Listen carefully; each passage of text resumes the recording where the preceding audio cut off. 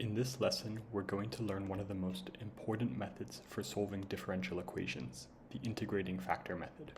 This method is used for solving first-order linear differential equations, which appear very often in calculus, engineering, physics, circuits, cooling problems, population models, and many exam questions. A first-order linear differential equation has the form dy by dx plus p of x times y equals q of x. Let's break this down.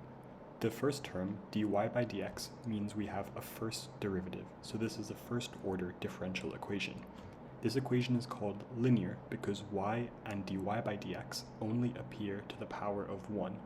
There are no terms like y squared, dy by dx squared, y dy by dx, or sine y. The integrating factor method might look mysterious at first, but the idea is actually very clever. Suppose we have an equation in the standard form dy by dx plus p of xy equals q of x. The problem is that the left-hand side is almost the derivative of a product, but not quite.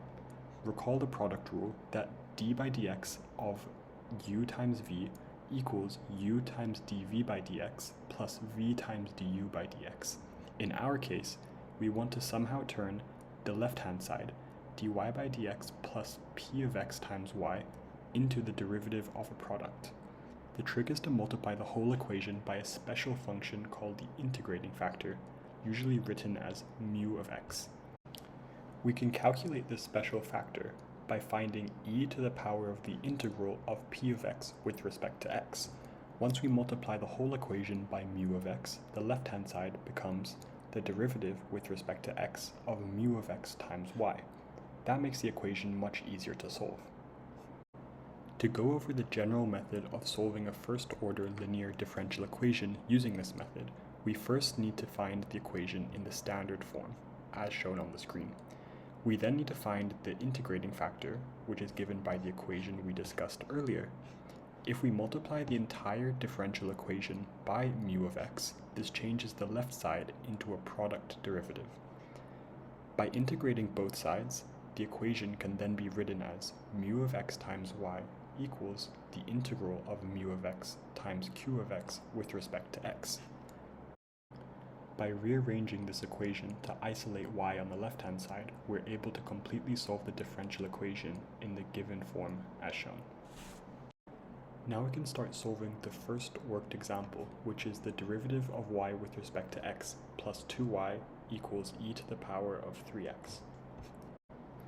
The first step is to check that the differential equation is in standard form. As this equation is already in standard form, dy by dx plus p of xy equals q of x, there's no need to simplify the equation or rearrange any parts. The next step is to find the integrating factor, mu of x equals e to the power of the integral of p of x with respect to x. In this case, since p of x is equal to 2, we can solve the integrating factor mu of x equals e to the power of the integral of 2 with respect to x, or simply mu of x equals e to the power of 2x. The next step is to multiply the entire equation by the integrating factor e to the power of 2x. The next step is to recognize that the left hand can be expressed as the derivative of a product, in this case the derivative of e to the power of 2x times y.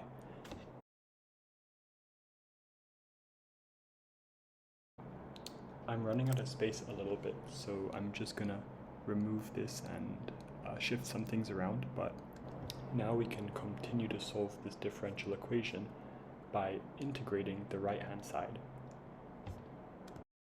Making sure to add a constant of integration, this gives us the final solution, y equals 1 over 5 e to the power of 3x plus c times e to the power of negative 2x.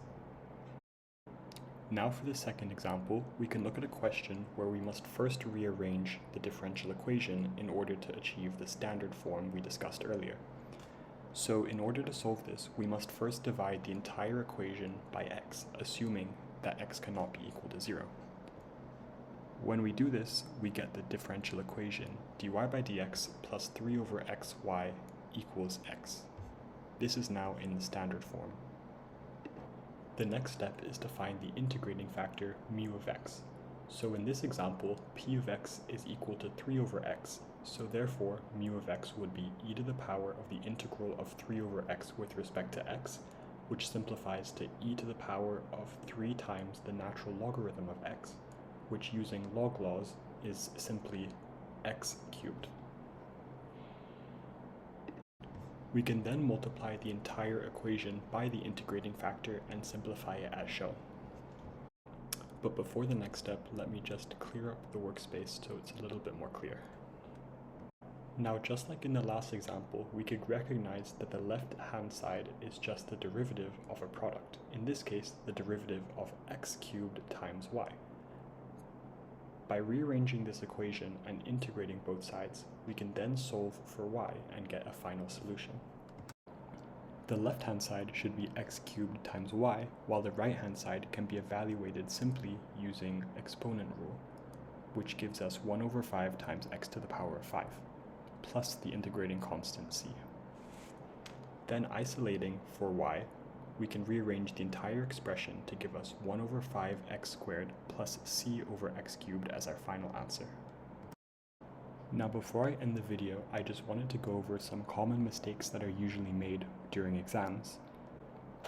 The first of them being forgetting to put the equation into standard form and trying to find the integrating factor using the wrong form of the differential equation. It's always extremely important to find the differential equation in the form explained earlier, because then you can find the integrating factor using p of x from the standard form.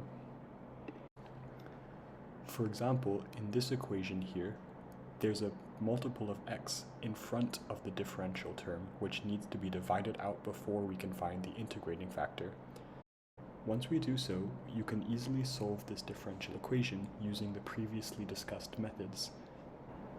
From the second and standard form of the differential equation, we can clearly see that p of x should be 4 over x, while if we didn't rearrange the equation into standard form, we might incorrectly assume that p of x is 4. The second common mistake is forgetting to include the sign of p of x when finding the integrating factor. So for this example, an error would be using 5 as p of x when the actual value should be p of x equals negative 5. The next most common mistake would be forgetting the integration constant c when solving the integral on the right-hand side of the differential equation. And the last and final common mistake that I wanted to go over would be forgetting to multiply every single term by the integrating factor. Hopefully that covers any questions that you may have and gives some insight into how to solve these types of differential equations. Thank you so much for watching, and I hope to see you next time. Bye!